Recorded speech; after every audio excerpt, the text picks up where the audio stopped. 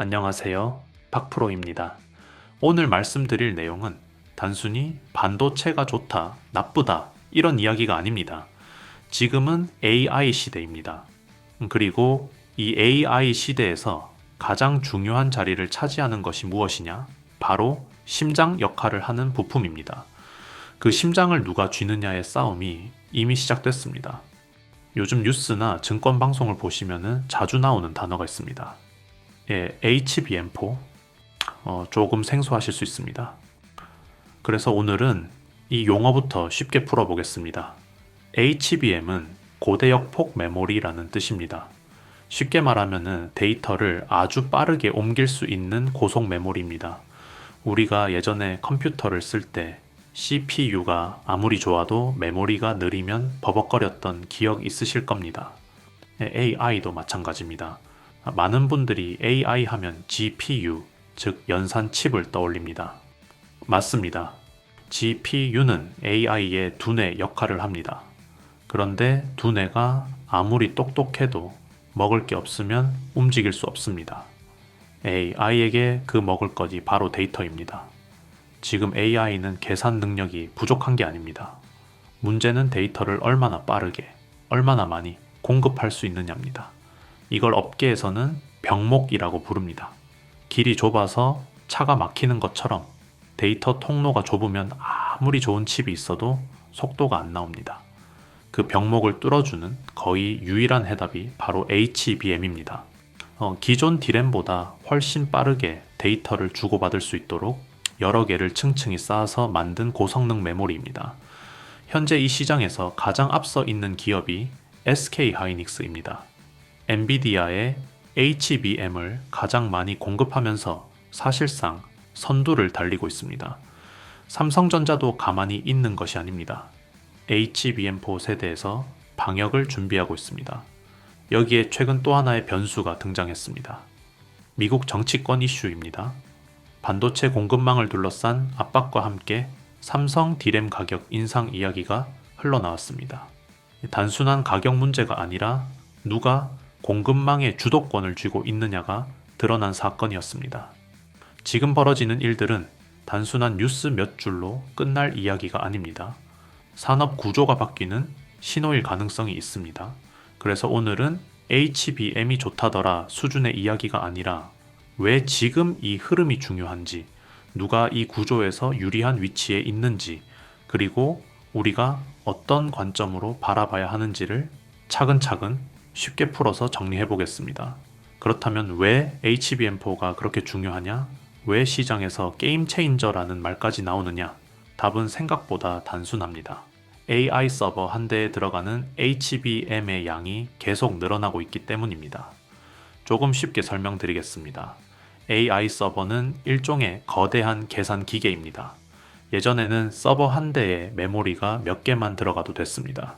그런데 지금은 상황이 완전히 달라졌습니다. AI 모델이 커질수록, 예를 들어 챗GPT 같은 거대한 모델을 돌릴수록 한 번에 처리해야 할 데이터 양이 엄청나게 늘어납니다. 엔비디아의 H100에서 H200으로 그리고 B100 같은 차세대 플랫폼으로 넘어갈수록 공통점이 하나 있습니다. 메모리를 더 많이, 더 빠르게 써야 한다는 점입니다. 그래서 자연스럽게 HBM 탑재량이 계속 증가하고 있습니다. HBM도 세대가 있습니다. HBM3에서 HBM3로 넘어왔고 이제는 HBM4로 가는 전환 구간입니다.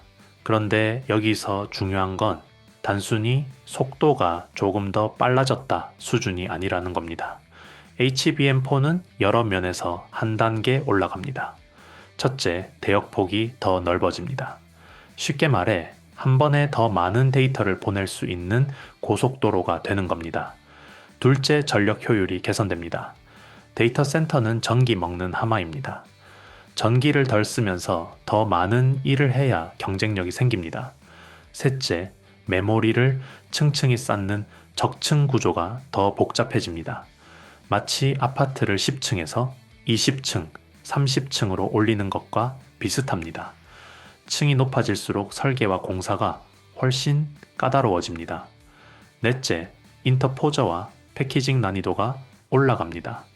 칩을 연결하고 묶어주는 기술이 훨씬 정밀해져야 합니다. 이 말은 결국 무엇이냐? 기술 장벽이 훨씬 높아진다는 뜻입니다. HBM은 그냥 D램 잘 만든다고 만들 수 있는 제품이 아닙니다. 일반 메모리보다 훨씬 복잡하고 공정 난이도도 높고 실패하면 손실도 큽니다.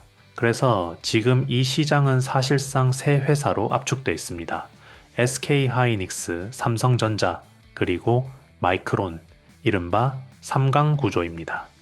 그 중에서도 현재 AI 시장에서 가장 많은 물량을 공급하고 있는 곳은 SK하이닉스입니다. 엔비디아 공급망의 핵심 축으로 자리 잡으면서 사실상 선두 주자 역할을 하고 있습니다.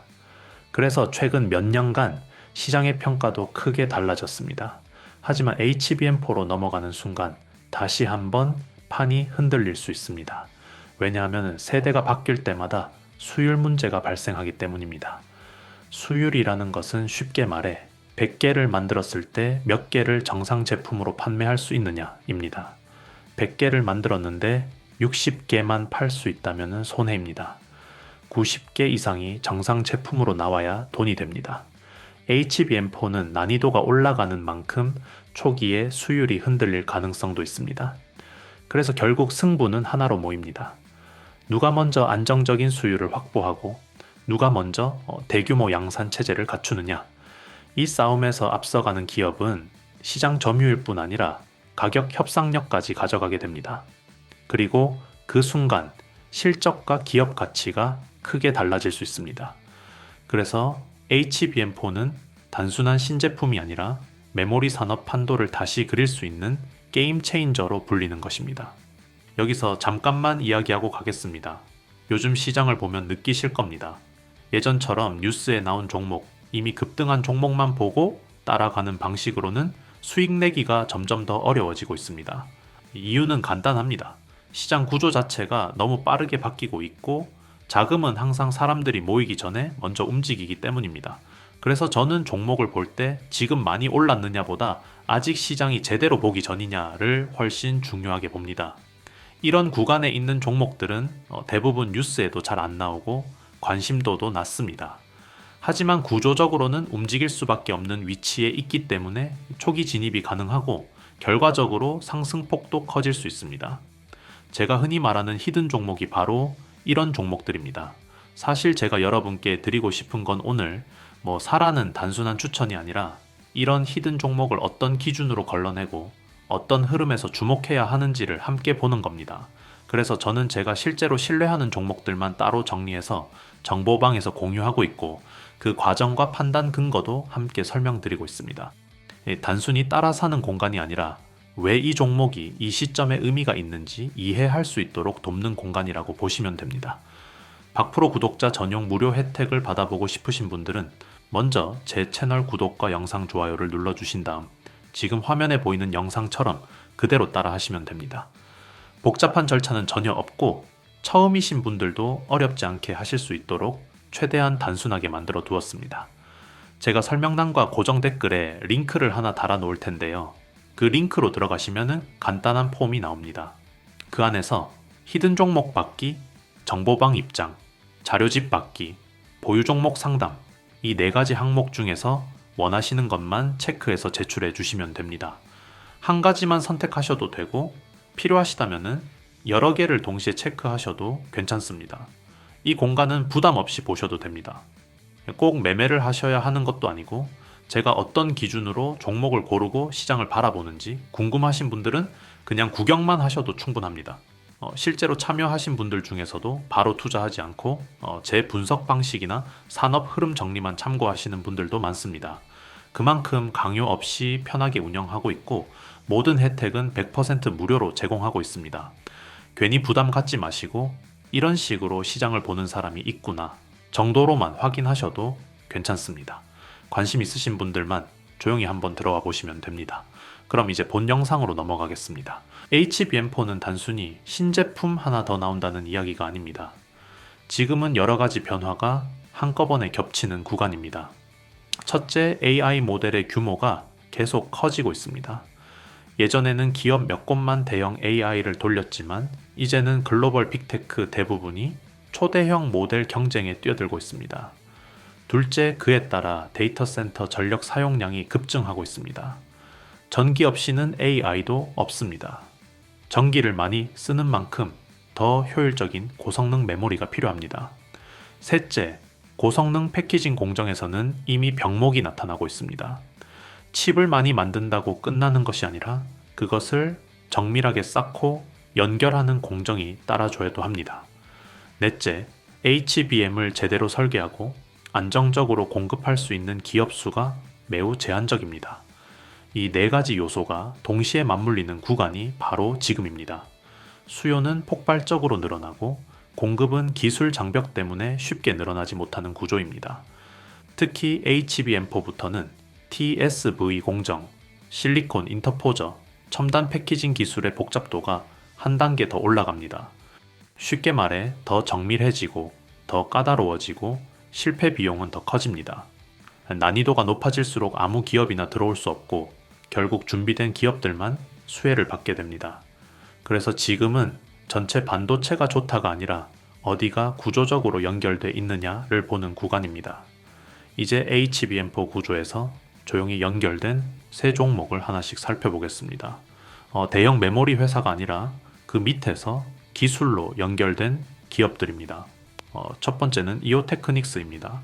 HBM은 구조적으로 실리콘을 수직으로 관통하는 TSV, 즉 투루실리콘 비하 공정을 반드시 거쳐야 합니다. 쉽게 말해 얇은 실리콘 판을 위아래로 뚫어서 전기 신호가 지나갈 길을 만드는 작업입니다. 이때 핵심적으로 들어가는 장비가 레이저 가공 장비입니다. 바늘로 찌르듯 정밀하게 뚫어야 하기 때문에 일반 공정으로는 어렵습니다. HBM4로 갈수록 메모리 층수는 더 늘어나고 웨이퍼 가공 정밀도는 훨씬 높아집니다. 한 층이라도 오차가 나면 전체가 불량이 될 수 있습니다. 그래서 레이저 공정의 중요성은 더 커질 수밖에 없습니다. 이오테크닉스는 반도체 레이저 마킹, 미세 가공, 그리고 TSV 관련 레이저 장비 기술을 보유한 기업입니다. HBM 물량이 증가하면은 TSV 공정이 늘어나고 공정이 늘어나면은 자연스럽게 장비 수요도 증가합니다. 결국 메모리 업체들이 설비 투자를 확대하는 순간 이 회사 역시 수혜를 받을 수 있는 구조입니다. 이런 흐름을 캐펙스 레버리지라고 표현합니다. 두 번째는 PSK 홀딩스입니다. HBM4는 단순히 칩을 많이 쌓는 문제가 아닙니다. 진짜 승부는 패키징에서 갈립니다. 칩을 쌓은 뒤 열을 어떻게 식힐 것인지, 층과 층을 얼마나 안정적으로 붙일 것인지, 전체 공정에서 분량을 얼마나 줄일 것인지가 핵심입니다.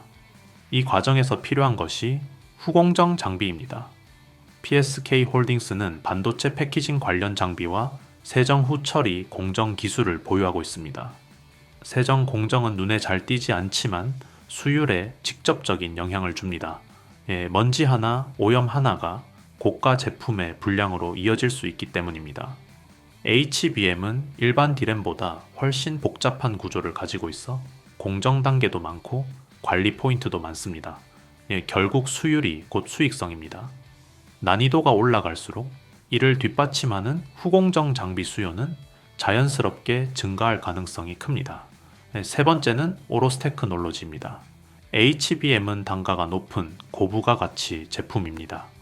일반 메모리보다 훨씬 비싸기 때문에 불량 한 장이 발생해도 손실 규모가 큽니다. 그래서 검사 공정이 매우 중요합니다. 생산이 끝난 뒤 문제가 발견되면 이미 비용이 많이 들어간 상태이기 때문입니다. 오로스 테크놀로지는 반도체 계측 검사 장비와 웨이퍼 검사 기술을 보유하고 있습니다. HBM4로 갈수록 적층 수가 늘어나면서 내부 결함이 발생할 가능성도 함께 증가합니다. 겉으로는 멀쩡해 보여도 내부 연결이 조금만 어긋나면 전체 성능이 떨어질 수 있습니다. AI 메모리는 대충 만들어서 팔 수 있는 제품이 아닙니다.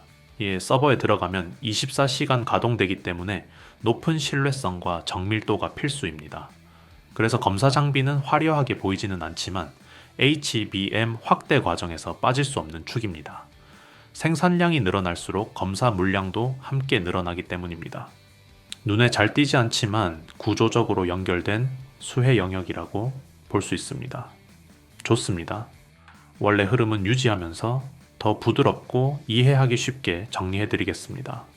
왜 이런 종목들이 레버리지 구간이라고 불리느냐면은 산업 구조 때문입니다. HBM4는 기존 메모리보다 가격이 훨씬 비쌉니다. 그리고 기업 입장에서는 이익도 많이 남는 제품입니다. 이런 고부가 제품의 비중이 늘어나면은 메모리 회사들의 수익성은 빠르게 좋아질 수 있습니다. 수익이 좋아지면 다음 단계는 명확합니다. 설비를 늘립니다. 생산 라인을 확장하고 수율 불량 없이 제대로 만들어내는 비율을 끌어올리기 위해 투자를 확대합니다. 이것을 캐펙스, 즉 설비 투자 확대라고 합니다. 삼성전자나 SK하이닉스 같은 대형 기업은 덩치가 크기 때문에 주가 움직임이 비교적 완만할 수 있습니다. 그러나 장비 후공정 검사 기업은 다릅니다. 이들은 실제 수주가 발생하는 순간 실적 기대감이 빠르게 반영됩니다. 그래서 업황이 막 돌아서기 시작하는 사이클 초입에서는 오히려 이런 기업들의 주가 변동성이 더 크게 나타나는 경우가 많습니다. 현재 시장은 아직 HBM4 실적을 완전히 숫자로 반영했다고 보기는 어렵습니다. AI 산업은 계속 확장되고 있고 엔비디아는 신제품을 출시하고 있으며 글로벌 빅테크 기업들도 데이터 센터 투자를 줄이지 않고 있습니다. AI 서버가 늘어나는 한 고성능 메모리 수요는 구조적으로 유지될 가능성이 큽니다.